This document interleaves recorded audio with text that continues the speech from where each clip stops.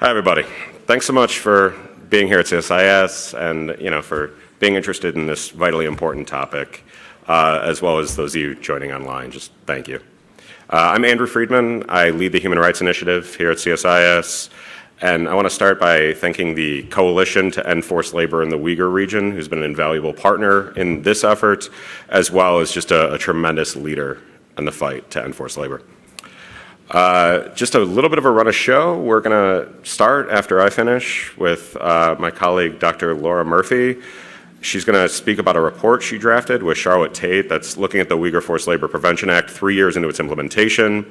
And then we're going to have a conversation with three brilliant colleagues and then answer some of your questions about the report, the act, its implementation, the work over the last several years. To set the scene, in the last 3 years, last 3+ years, that is, of the UFLPA's implementation, the U.S. government's denied the entry of about over 10,000 shipments worth nearly $1 billion. And before I hand it over to Laura, I want to make a couple of kind of thematic points about the conversation you're about to hear and about the discussion around forced labor and around the UFLPA. First, recognition. So today is the International Day of Remembrance of the Uyghur Genocide. I want to raise that and say, what does it mean to have a law acknowledge what is happening to a people? How does that contribute to justice? Second, what can laws accomplish? And also, what are their limitations? How can we level set to ensure that when we're talking about laws, when we're talking about implementation, when we're talking about policy, we're setting levels where they can be so that we can know when laws succeed, when they fail, and how to improve upon the work that they're doing. And then third, what else is needed? For this report, we're talking about one law that is vitally important, that has done a lot of good, but it's one law. It can only do certain things, and other laws, other policies, other efforts are needed to fill those gaps. Now let me hand over to Laura. Laura is a senior associate here with the Human Rights Initiative at CSIS. Previously, she was an advisor with the Department of Homeland Security, where she supported the Interagency Foreign Labor Enforcement Task Force. You may have all heard the FLETF because we're here in DC where we desperately love acronyms. She worked in the policy office on policy research and international stakeholder engagement regarding forced labor, particularly focused here on the UFLPA. And she also serves as a professor of human rights and contemporary slavery at Sheffield Hallam University. Without further ado, Laura, can I turn it over to you?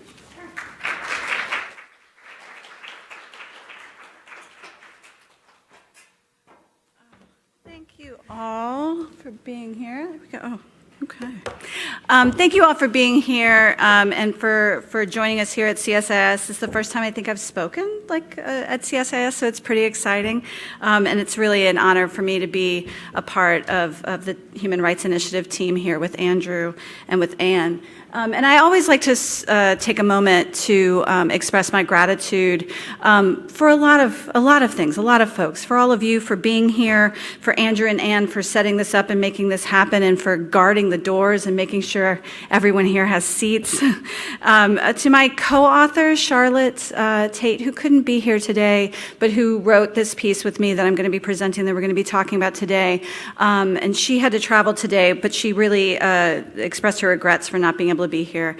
For the researchers who have really been on my team, worked with me, Uyghur researchers, some of them anonymous, some of them not, who have fed into this work, and for all the advocates who are in this room who've done so much to promote the Uyghur Forced Labor Prevention Act and the rights of Uyghur people. And I think we're here today on the day of remembrance or recognition of the Uyghur Genocide. In a way, it's important for us to be thoughtful about what that means. A lot of times when we talk about policy and we talk about trade, we talk about supply chains, we don't really remember what it is we're actually working on, what we're here for, what our goal is, we don't keep our eyes on the prize. And so I think it's important to remember that there are people in the Uyghur region and throughout China potentially in other places as well, who are being forced to work to create the goods that we buy every day, who are having people knock on their door, who live in terror of somebody knocking on their door and telling them they have to leave their children and their families behind, leave their farmland behind, leave their heritage and culture behind to go and make the goods that make China richer and benefit all of us in many ways. And so it's important to take a moment to just think about that and who it is who work on those supply chains, and to think of the advocates who speak up on their behalf here in the United States and around the world as well. That was the picture to go along with that comment.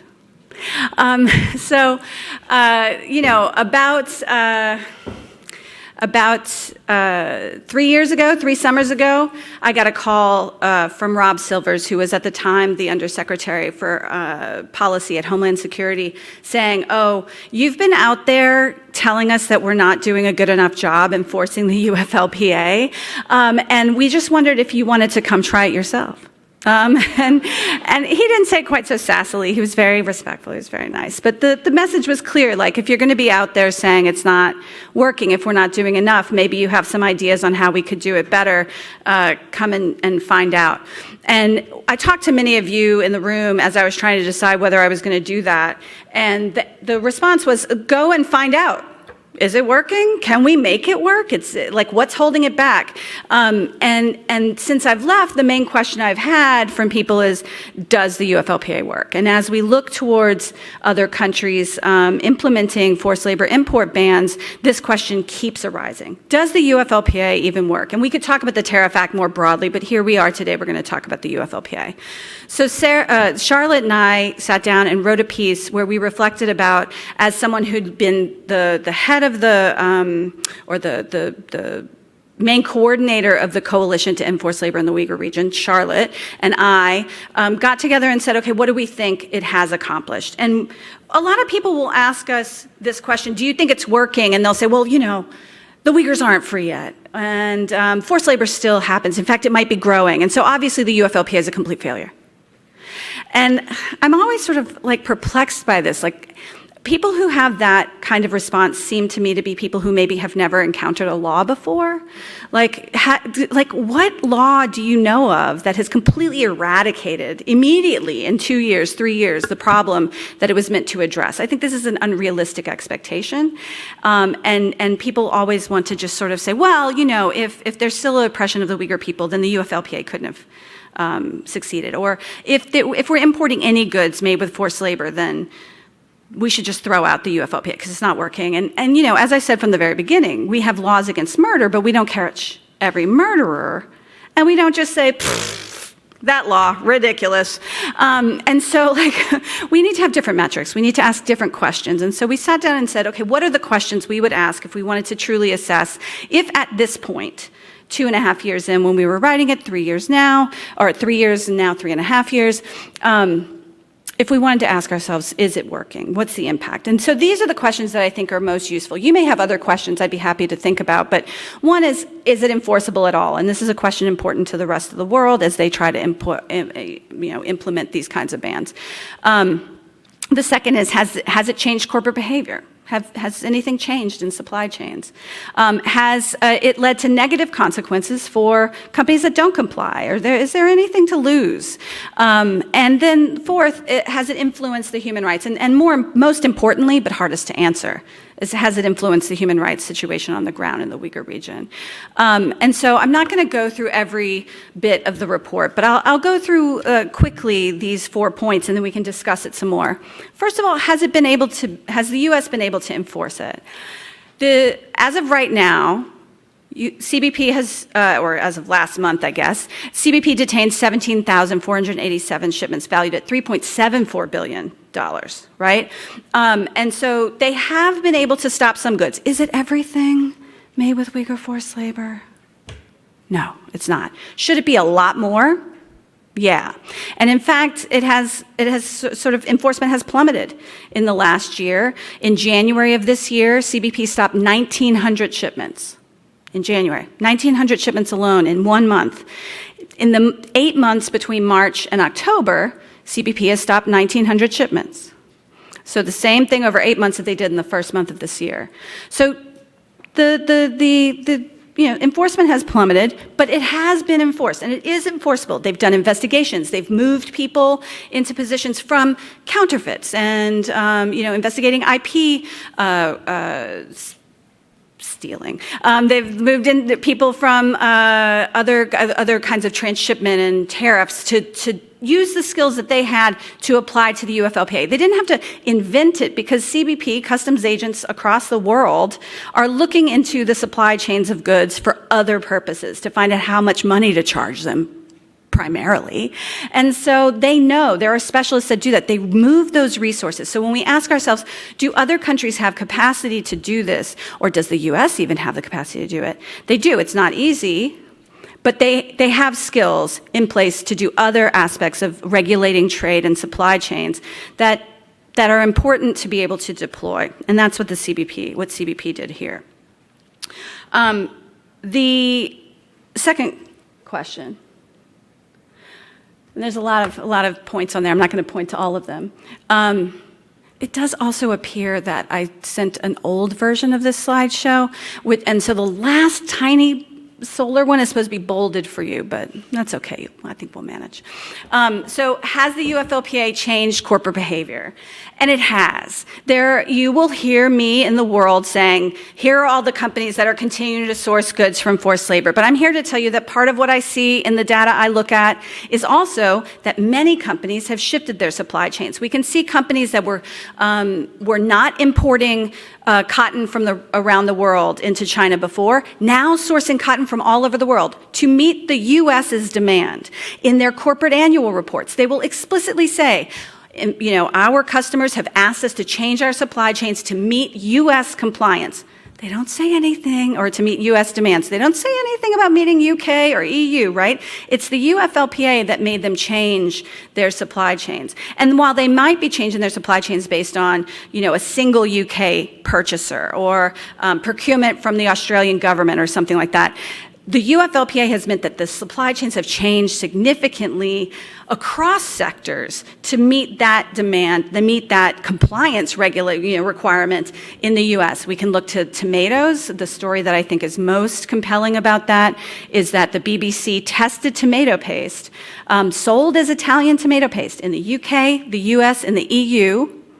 And when they did that test, they were looking to see if the Italian branded tomato paste was made of Xinjiang tomatoes. And what they found was in the EU and the UK, there were tomatoes from the Uyghur region in that paste.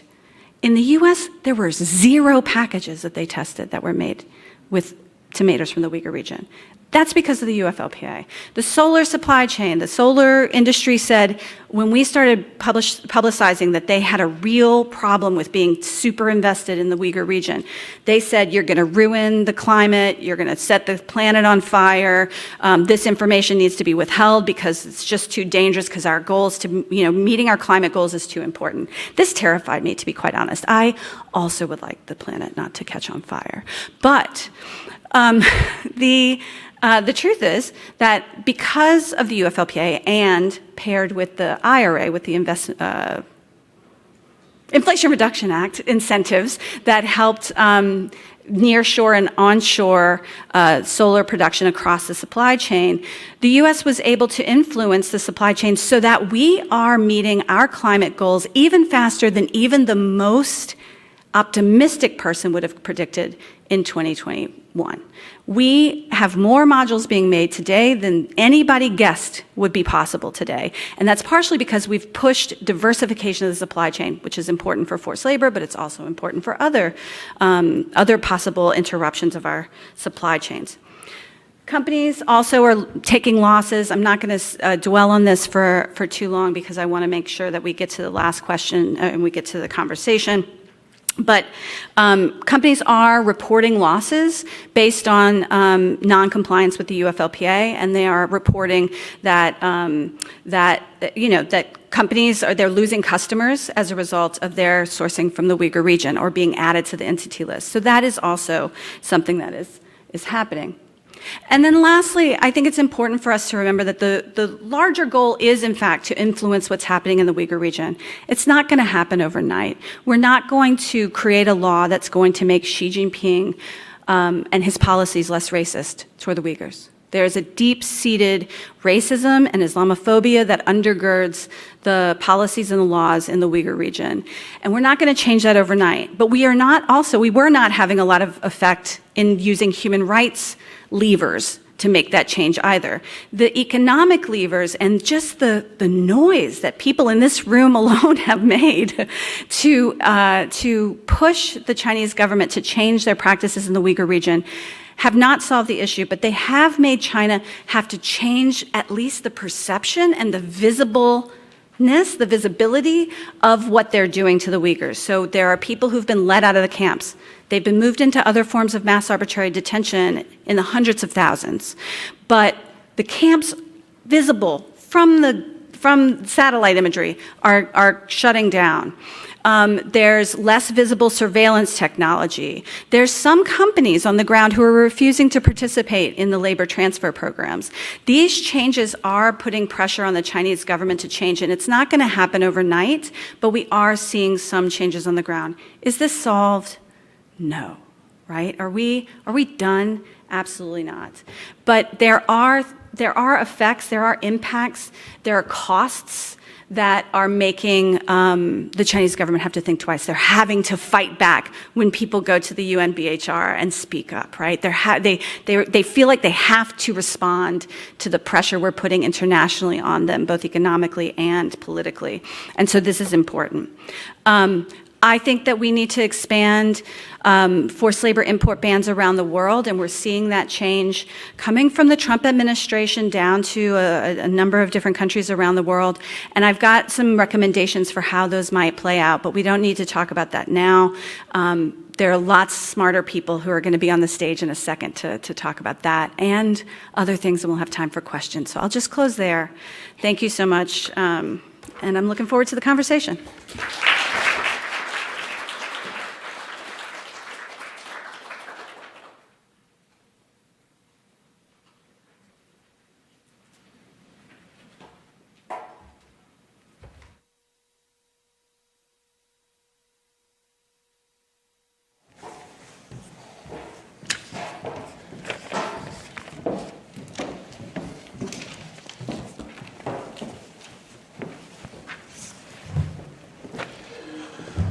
Thank you so much, Laura. Everyone can hear me okay? I think it sounds like my mic's on. Great. So I'd like to start a moderated panel here. I just want to quickly introduce you to the three brilliant people next to me. So let me start here with Anasuya Syam. Anasuya is the Human Rights and Trade Policy Director at the Human Trafficking Legal Center. She leads the Legal Center's initiative on the U.S. Tariff Act and forced labor with a focus on conducting investigations and submitting petitions under the Tariff Act. She also chairs a coalition, actually I found this out earlier, two coalitions of NGOs working to enhance impact of import bans and addressing forced labor. Next to her we have Thea Lee. Thea Lee most recently served as the Deputy Undersecretary for International Affairs at the Department of Labor. In this capacity, she headed the Bureau of International Labor Affairs, ILAB, for those of you who know it. She's been working on human and workers' rights and labor rights for about 3 decades, both domestically and internationally. Finally, next to her, we have Jewher Ilham. Jewher is an author and advocate for the Uyghur community and for her imprisoned father, Uyghur economist Ilham Tohti. She works at the Workers' Rights Consortium as a forced labor project manager and serves as the spokesman for the Coalition to End Forced Labor in the Uyghur region, the wonderful partner that I mentioned earlier was imperative in putting this all together. So with that, let's get to the conversation. Thea, how about I start with you? So given your background in the Department of Labor and as an advocate, you think trade laws like the UFLPA and the Tariff Act, do they work? Are they effective in protecting human rights? As Laura mentioned, that's the metric we're all going by. Our human rights situation improved. Thank you, Andrew, and thank you, Laura, for putting together a great paper along with Charlotte.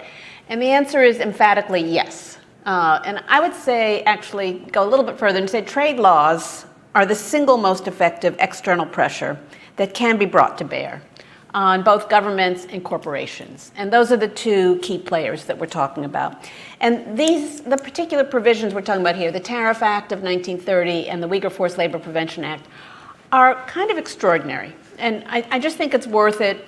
As you said, I've been doing this work for about 30 years. And these tools allow us, for one thing, the Tariff Act of 1930, which is the ban on the import of goods made with forced labor.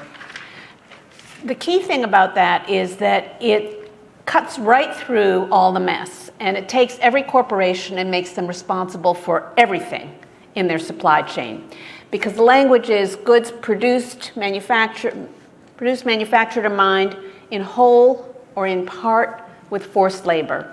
And I spent 30 years having companies like Nike tell me, like, oh, there's really nothing I can do. I know it's kind of a drag, man, but I've got thousands and thousands of subcontractors, and I can't possibly be expected to know what's in all of those supply chains. But, I never thought that was a good answer, and now it's legal. It is required, and they don't even have to know about it to have their goods stopped at the border.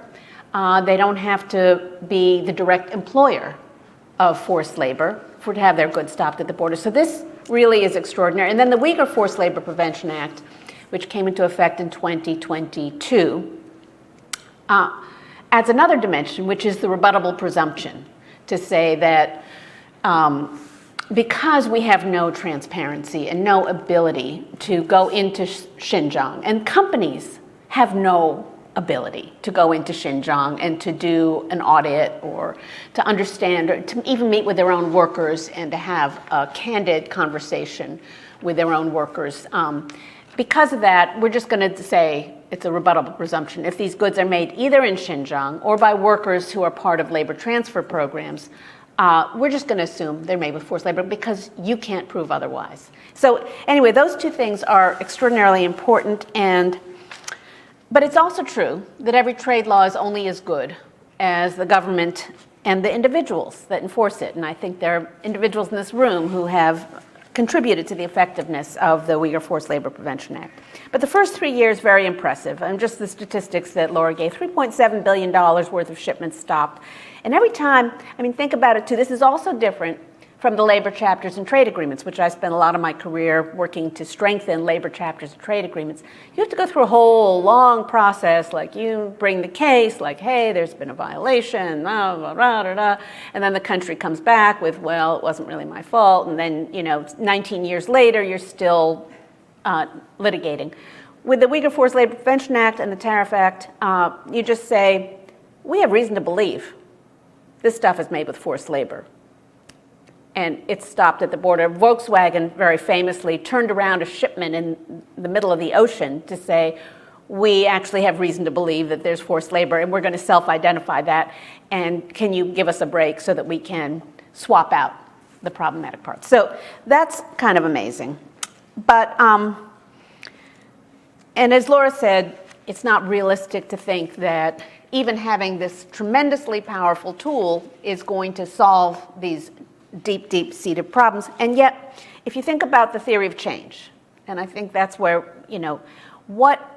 how would this egregious situation change? Well, there's two main players. One is the Communist Party of China, and the other is corporations that buy stuff. And both of them are very motivated by the threat of having their goods stopped at the border. So it's about, consumer access to the major markets. And I think this will go back to sort of the question that you asked, like, what do we need to do going forward? And I think we do need to say that it isn't just the United States of America, but the European Union, other Canada, Mexico, UK, Australia, other countries that are major consumer markets really do need to do the same thing, because it doesn't serve any of us if the goods get stopped at the US border and end up in Canada or Mexico or European Union or anywhere else. So, if we can't build that out, then we know. But it is so important, just in terms of this, the existence of this, because it also creates a conversation with other governments. And I saw that when I was at the Labor Department, that other governments were constantly asking me about the Uyghur Forced Labor Prevention Act and the forced labor import ban. They were a little bit terrified of it. And they weren't necessarily offering, stepping up to do anything, but they could see that it was effective. So let me just flag a couple of things that I want us to think about in this conversation, too, which is, is the current administration as committed? Laura mentioned briefly, and in her report, it comes out a little bit more, that there's been a drop-off in both the number of shipments stopped in 2025, but maybe more importantly, in the additions to the entities list, which is the companies that are identified as being involved either in the labor transfer programs or sourcing from Xinjiang. And that list is a very important tool in the enforcement of the Uyghur Forced Labor Prevention Act. And Laura was single-handedly responsible for tremendously expanding with her colleagues at DHS and with colleagues in the FLETF, the Forced Labor Enforcement Task Force, to 144, which was great, and it was great to see. But that needs to go further. And but so is this administration as committed as they need to be? Because I think the corporations do take messages. They're constantly testing the will and the commitment. Is this real? Is this something? Is it easier for me just to take the risk? Nobody's ever going to find me, and I'll go ahead and keep sourcing from Xinjiang because I won't get caught. And so we need to make that look scary to them, and it's not as scary as it needs to be. The other piece I think that's important is going forward that cooperation between governments is essential to effective enforcement of the Uyghur Forced Labor Prevention Act or the forced labor import ban. And this administration, in my view, is so combative and bellicose and obnoxious that it's hard to build the kind of cooperation that you need, and trust. In order for Customs and Border Protection to be sharing information and data in real time, and for other countries to do the same thing, then there has to be a level of trust and confidence, and that, I think, is scary. So there's a lot of ways in which this could be expanded and enforced. We could expand the number of priority sectors. We definitely need to expand the entities list. We can expand it to more countries. We can make sure that when we stop shipments, we are also thinking about what happens next to the workers, to the remediation plan, to sort of how are people made whole after there's been this. But I think we have a great start. And I'm really excited about the work that has been done throughout the U.S. government and also by civil society, investigative journalists, academics, whose work in identifying some of these areas, and that's where the entities list comes from. It comes from outside research. And so making sure that there's funding and resources and attention for all of the important work that happens both inside the government and in the broader civil society is, I think, essential to future success of the Uyghur Forced Labor Prevention Act. Thank you for that.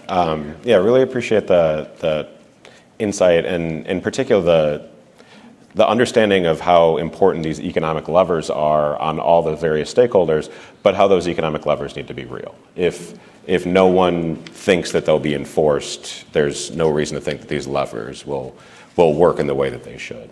Jewher, if I can turn to you. So as an advocate both for Uyghur rights and for labor rights, you sit in a pretty unique spot for this particular law.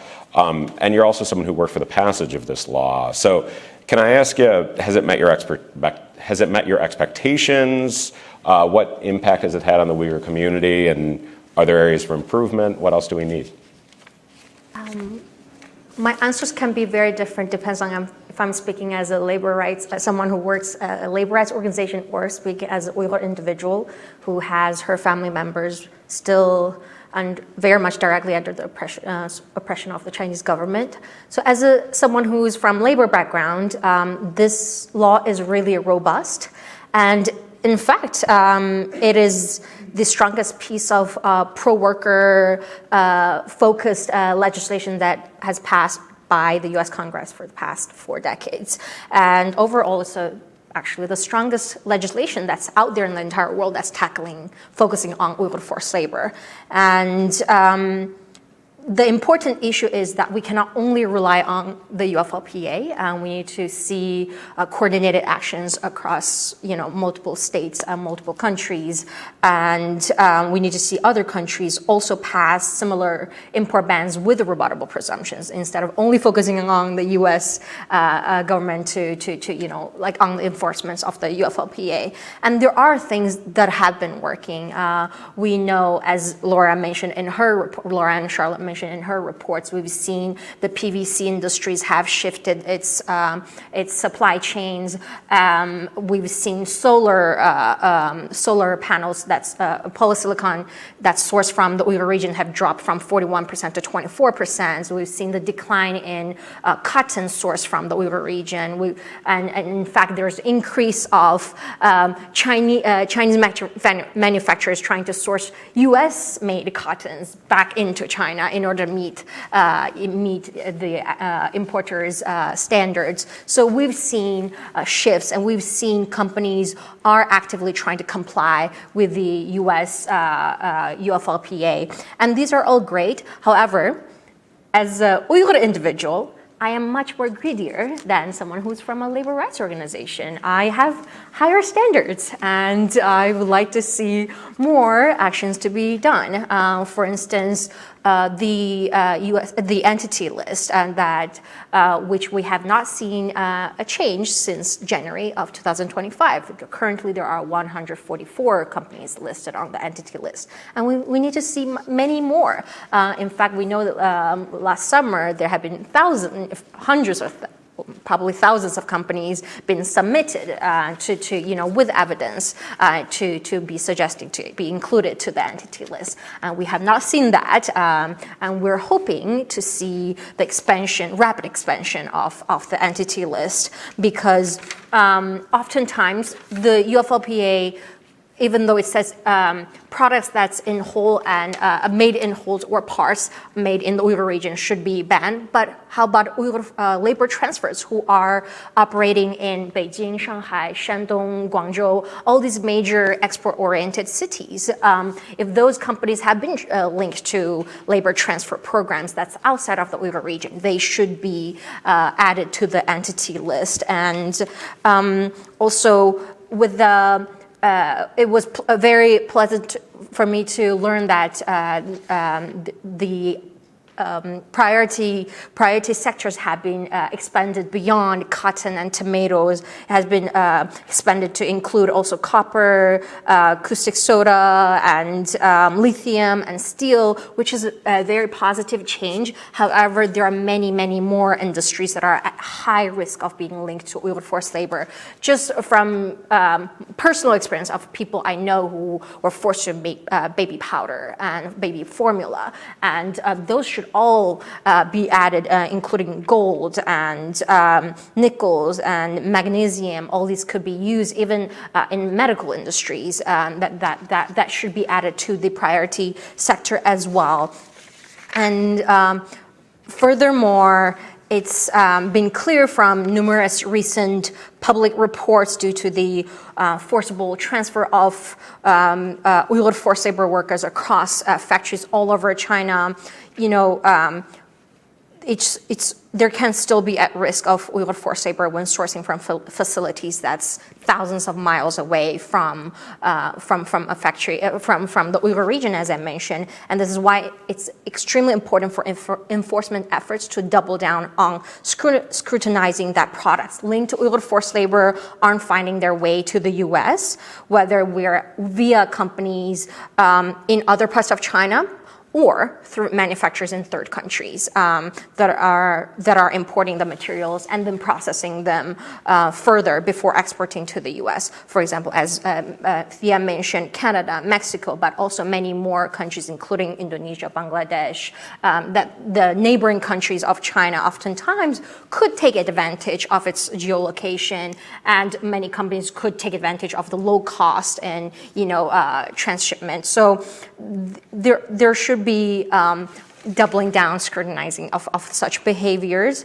And one way to scrutinize such potential circumvention of the law is to require importers of high-risk products to show full traceability of their supply chains, all the way to their raw material level. And in the end, as a human rights advocate, there are also additional steps and actions that are not really required by the UFLPA that we should still expect that any responsible company that will do on its own, even though it has not been included in the legal action. So companies should not bifurcate their supply chains. It is very worrisome that some companies will do the bare minimum of meeting the UFLPA, complying with the UFLPA, but then continue to sell products tainted with Uyghur forced labor in other countries. And if the CBP happened to have denied entry for that, the companies are now still able to resend it to other countries. And in fact, it mentioned in Laura's report that about 45% of the detained shipments have been re-exported. And I think that's a very concerning number.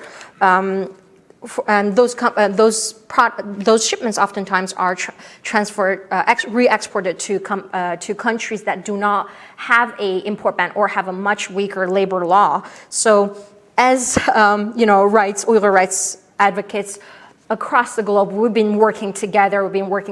So tightly, day and night on this matter. We hope countries around the world can work with each other as well regarding on information sharing, regarding on sharing, experiences, what had worked, what did not work, and especially on implicated entities and importers, and a reconsideration of CBP's permissive re-export policies will be really nice. It has to be not only, those shipments should not be only just detained at the border and nothing happens. It should be costly for those exporters and importers for trying to circumvent the law.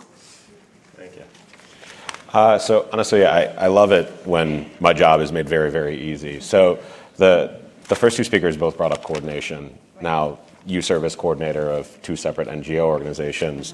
So I wanted to ask you, in this role, do you think forced labor import bans that are in effect here are effective in securing workers' rights, securing forced labor abuse, ridding the world of forced labor violations? How do you see that? Are there successes? Sure, and thank you to CSIS for hosting this. It's an honor to share the panel with such great experts. To answer your question, I'm going to do a bit of an origin story for our coalition. The reason we have these coalitions in this space is because we believe that we're seeing a proof of concept for import bans, right? The Uyghur Forced Labor Prevention Act stems from Section 307 of the US Tariff Act of 1930. So 6 years ago, when I joined the Human Trafficking Legal Center, we just kickstarted our Trade and Forced Labor Initiative. And the reason for that is we were seeing rising enforcement of Section 307. And Thea mentioned, Jewher mentioned, and Laura mentioned this certainly, the bans have kind of catapulted forced labor beyond just a CSR footnote for companies, or a compliance footnote for companies, to a significant business risk. Both started with Section 307, and now it's been taken over, of course, by UFLPA and other laws. And the Human Trafficking Legal Center, we've been supporting organizations in filing forced labor allegations with CBP for a few years now. Our partners have been doing it for many years. And we've been tracking the impact that import bans have had. Because for proof of concept, you need to see that it can actually deliver tangible remedies for workers. And here, of course, I want to distinguish between private sector imposed forced labor and state imposed forced labor. With private sector imposed forced labor, we want to see the companies engage, stay on the ground with the suppliers there, and deliver remedies for workers, right? Remedies that also get to the root causes of forced labor. So very briefly here, because I know the topic is state-imposed forced labor, but it's important to keep in mind that Tariff Act has delivered some impact for workers. Is it enough? No. But it is a start, and I would argue that the Tariff Act has actually jump-started this process in conceptualizing remedy for workers that maybe many companies before that didn't even think too much about or pay much attention to. So the test cases that have emerged are Malaysia and now Taiwan, interestingly. So in Malaysia, more than 62 million was returned to migrant workers in the Malaysian rubber glove industry after CBP issued a series of import bans right around the time of COVID. And we've seen that body of evidence growing over the last last 4 or 5 years. And this shows that import bans create the direct financial consequences for companies that have long profited from debt bondage and abusive recruitment practices. And the context to keep in mind is forced labor is an extremely profitable industry. What Jewher mentioned last was, how these kinds of bans raise the cost, right, for companies. And we want to get at how profitable forced labor is and create the dent in the really alarming figure that ILO reported a year or two ago, which is that it's a $236 billion industry in profits each year, of which at least $40 billion is in industry and agriculture alone. Forced labor, the profits that are generated from forced labor. So these figures underscore, and something that we believe is that voluntary corporate commitments have just simply failed to move the needle. And import bans are starting to do that. So that's one of the reasons why we decided that we need a more coordinated approach, that civil society organizations need to work together, bring their expertise to bear, their labor rights expertise, their policy expertise to bear on how these mechanisms can be strengthened so that we can take this figure even higher, the 100 million in Malaysia, or now what we're seeing in Taiwan after an import ban against Giant, one of the biggest bicycle manufacturers in the world, was imposed by CBP a couple of months ago. More than 2.5 million has gone to workers. And one thing that's really interesting is that it's not just the targeted company that's taking action. These import bans tend to have, in some cases, a ripple effect across the sector, where a ban against one targeted entity spurs action from their competitors. And that's what we want to see, a race to the top, where companies actually compete, right, on improving conditions and changing their practices. And we certainly believe that import bans can achieve that. But there is a but here, and that is US cannot be the only country taking this action. Jewher mentioned that the re-exportation is a significant problem, so is transshipment. And one of the reasons we created the Coalition Against Forced Labor in Trade, which is one of the two coalitions that I chaired, is because of this issue. Our mission is no safe harbor for goods made with forced labor anywhere in this world. So if 17,000 goods that were denied entry by the US government were simply reshipped to another country without an import ban, then it really is counterproductive to the purpose of these bans. So we are 18 organizations across 9 countries and regions, including the EU.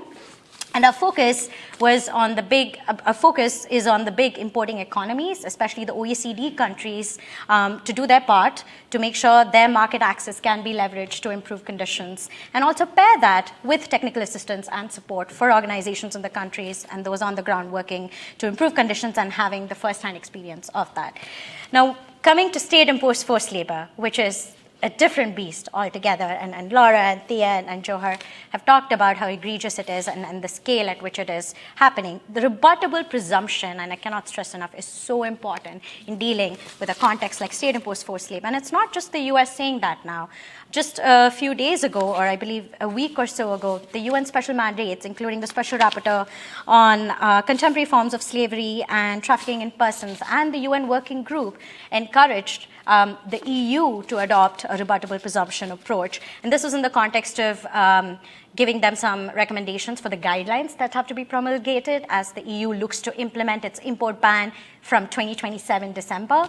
And one of the strongest recommendations in that report was, from all of these 3 special mandates, was for a rebuttable presumption, and why state-imposed forced labor needs to be dealt with differently, right? Where direct remediation is not possible, the report notes the sort of indirect remediation that can happen, which is engaging with the workers' rights organizations, engaging with the Uyghur community and diaspora, and making sure that our interventions and policies are informed by those with the lived experience on the ground, as well as lived experience of their families, relatives, and friends who are in these detention camps in China. So that's how we started the Coalition Against Forced Labor in Trade. We want to strengthen import bans here in the US and also encourage other countries to adopt import bans. And I'll stop there. Thank you. I'm so glad you raised the profitability element of forced labor. I think when we think through this issue, especially with the economic incentives that Thea raised, the sheer amount of money that is made on the back of forced labor is such a vital reality, given that it's just impossible to compete against companies who utilize forced labor. So as we think through the various pain points, that is a really important one. Like any discussion on an incredibly important and very broad topic, we're behind time. That is my own fault. So I think what I'm going to do is I'm going to ask each of you in your interventions discussed all that's been done, but the fact that more is needed. That is something that all three of you raised. If each of you can take maybe a minute and say, if you were given an opportunity for one thing that could be added on, what would that one be? And then I'll invite Laura back up to the stage and we can grab some audience questions for conclusions. Sure, I could start. Picking up where I left off, so the civil society organizations are certainly getting mobilized and coordinating amongst ourselves. We have the first of its kind coalition, right, to strengthen import bans. The question is, are governments organized and coordinating on import bans, and how robust that has been or hasn't been?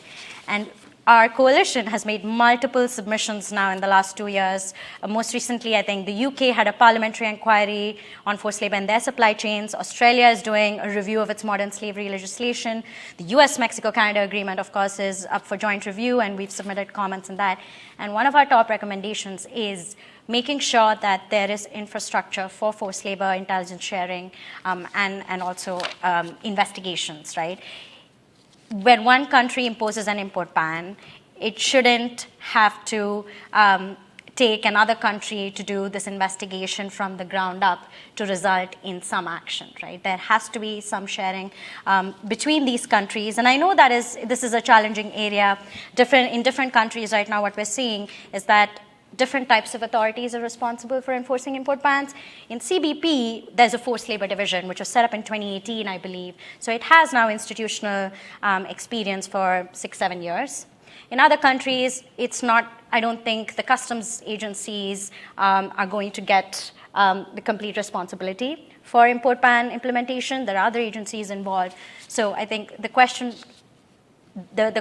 that people raise is, how can customs share that information with, let's say, a Department of Labor in another country? So I think these are questions for us all to think through, but coordination is key, because we cannot have the US blocking 17,000, 20,000 shipments and for that to find a home somewhere else. Thea, can I ask what's on your wish list? Yeah, so many things, but I'll keep it to one or maybe two. The labor transfer program that Jewher mentioned and that we talked about last week, Daniel Murphy was at a presentation at Cornell. This is the Chinese government no longer keeping Uyghur workers in camps in Xinjiang, but now moving them around the country to work in factories. And this is very much a part of the cultural eradication, the genocide project of the Chinese government. In principle, this is addressed by the Uyghur Forced Labor Prevention Act, but through the entities list.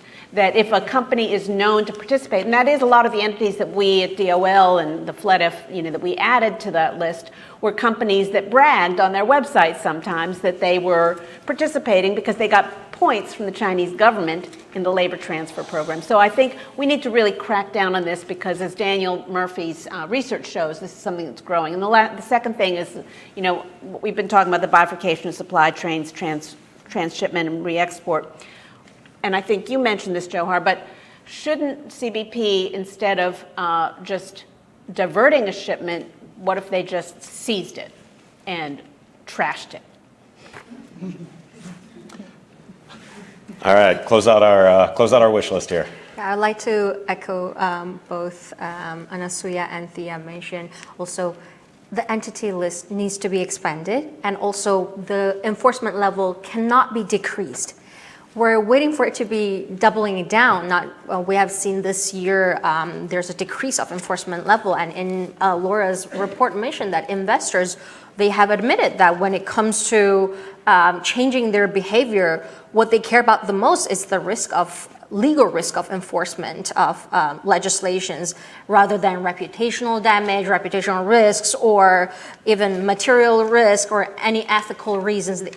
that's on the bottom list, that what they care about. And so if there's any decline in enforcement by, whether it's by the CBP or by the FLEDF, it really will likely result in decreased compliance by companies as well. So I really would like to emphasize the importance of, intensifying the enforcement level instead of watering it down, and also adding more to the entity list, I cannot stress that enough, because at the moment, that will be the only way for companies to gain guidance on when it comes to labor transfer programs. How can they avoid being linked to labor transfer, Uyghur forced labor transfer programs?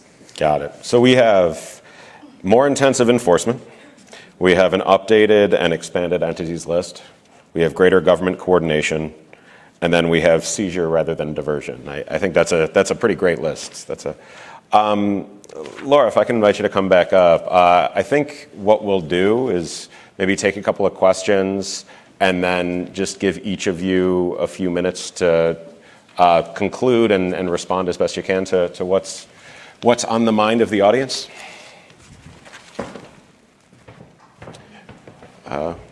Maybe start.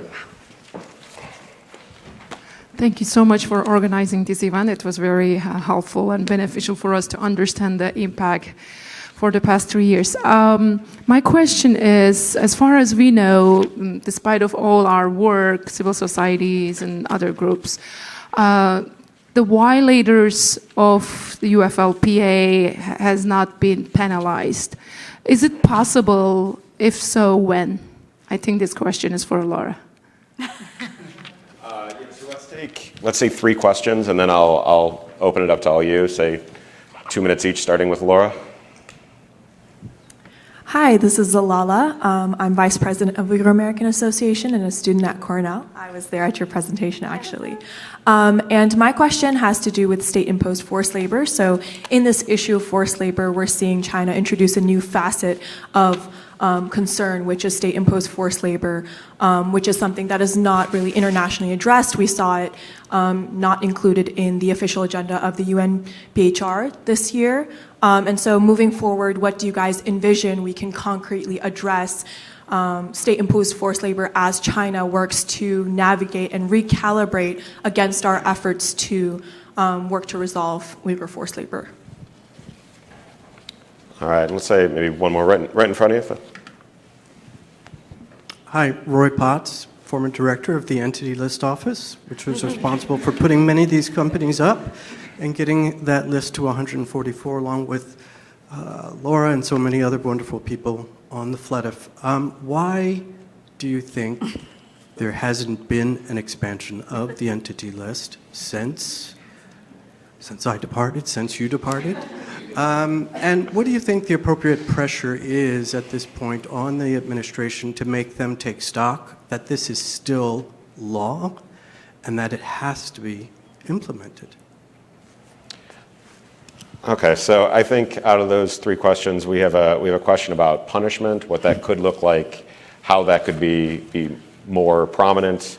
We have a question on state-imposed forced labor, how that could be weaved into this in a more, integrated way. And then we have the administration priorities question around why the entities list that everyone was of the opinion should be expanded or why it has not been expanded. So maybe Laura, I'll start with you, and if we could say 2 to 3 minutes each. Yeah, can I just defer to see what other people, and I'll just clean up whatever's left, because I could go on and on about all these things. That certainly works for me. Then I think let's start on this side. How about Jewher? I didn't write down all the questions, but I'll start with the first one of Fidar's question. Well, we do not lobby. We cannot suggest what legislators do, but it's definitely possible. First of all, I don't think only exporters who are linked to Uyghur forced labor should be punished. Also, auditors who gave certificates telling them the factories, the facilities are good to go. They should be also. There should be punitive measures. Although how it's going to look like, it's not up to me. As an Uyghur advocate, of course, I would want it to be as harsh as possible. But as a labor rights I think this is not something that I can comment on. I would defer to Laura on that. Thank you. Thea? Let's see. I think I'll go to Roy's question. And why hasn't the entity list grown? That I don't know. But what can be done to put pressure? And I think part of it is there's not enough information out there, like and sort of drawing attention to this, because I think there is a disconnect with this administration where they talk about unfair labor practices being problematic for American workers and for businesses. And I think, as we all know, the Uyghur Forced Labor Prevention Act was tremendously bipartisan. I think it was almost unanimous in the House and the Senate, which very few things, like if you brought a resolution to the floor of the House of Representatives or the Senate today saying today is Tuesday, it probably would not pass on a bipartisan basis. So we need to take advantage of that, the fact that there is tremendous both business and bipartisan support for it. And then just quickly, in terms of punishing, I think for a lot of companies, there is a lot of punishment to be fearful that they're going to lose their access to a major market. But only if they're really fearful. And so I think that goes back to the other questions that we've raised. And I think on state-imposed forced labor, I think you had a good answer, Anasuya. Yeah. I'm going to first address Elfidar's question, which is there is very much, there are existing authorities, rather, to pursue companies, the US brands and retailers that are profiting from forced labor that is going underutilized, right? We've been advocating for more penalties for companies that profit from forced labor, continue importing goods made with forced labor. We saw a highly publicized forced labor penalty imposed in 2020 against Pure Circle, which imported stevia, the artificial sweetener stevia, made using prison labor in China, right? Since then, that was for $575,000, a drop in the bucket.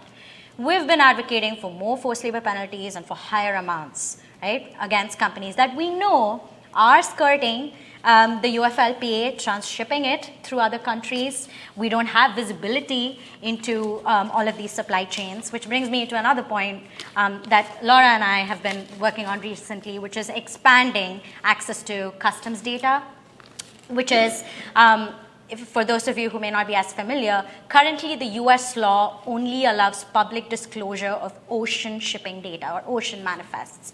Air, land, road, whatever comes in through these modes of transport is not shared with the public. And by public, it doesn't mean that you and I can just look up bills of lading and manifests.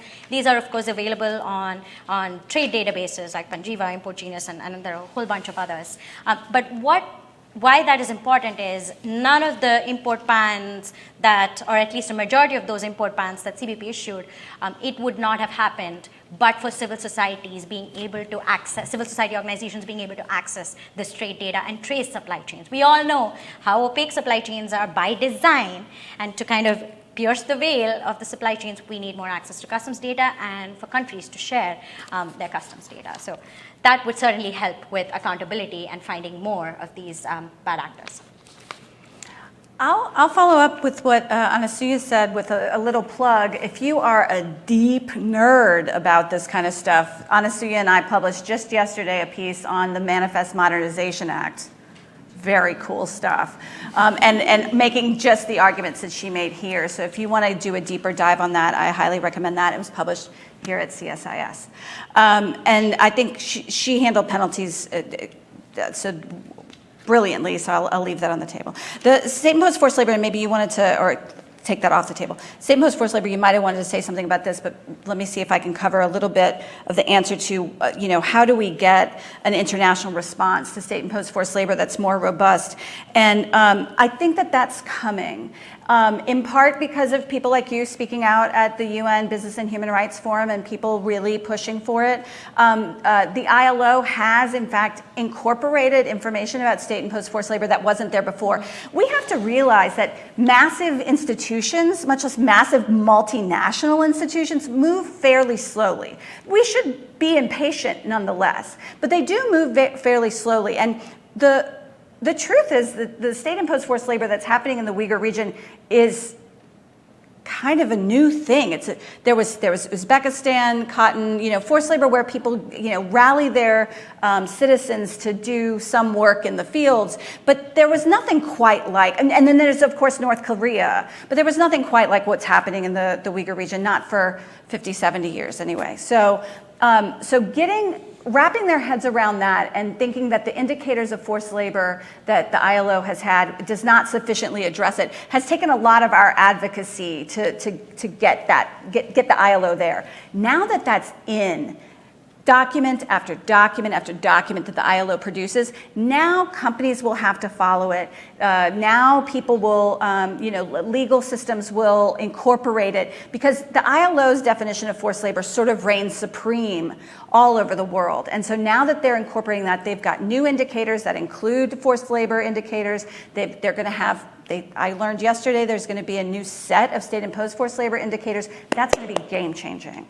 And so I do think we're going to see some of that change. But, we don't need to be patient about it, but we should realize that things move slowly. Which brings me to the U.S. government's entity list. Yes, I have long said there should be, 55,000 companies on this list. I can tell you from working on the inside that is also not easy and probably not possible, but there should be many more moving much faster. And when I think about what's going on right now, I'll tell you that I know that people in that office are still working. They worked through the furloughs. The people in that office are still doing the work that we've been doing all along. What matters to make the entity list move, what matters to make enforcement increase, is political will. And when we see the people at the top say, this is a priority for us, and whether that's for human rights reasons, which is the reasons we're all gathered here, or whether it's because the UFLPA is in fact a pretty big stick to hit bad actors with in the trade community, whether it's because it's a trade tool or because it's a human rights tool, political will has to be behind it to make it happen. And so, I'm calling on people who are in the audience online to rally that political will, because it does matter. It matters for the people in this room. I mean, if you're online, you can't see. We've got a room full of Uyghur people who have worked tirelessly to defend the lives and the rights of people far, far away that we can't usually see. But for these folks in the room, it's their family members, it's their mothers and their fathers and their brothers and sisters who are in camps, who are producing the goods we make and that we're importing into the United States every time we look away from enforcing the UFLPA. And so we have this tool and we need to use it. And I think that the people who are running the administration now should see this as something that they can do to both address trade imbalances, to level the playing field for legitimate trade, but also to do right by the Uyghur community. Thank you so much for that, Laura. So we are about 10 minutes over. I am happy to exercise moderator's prerogative and give each of you a 1 or 2 minute conclusion. Can I do that? I felt like I just nailed it. You really,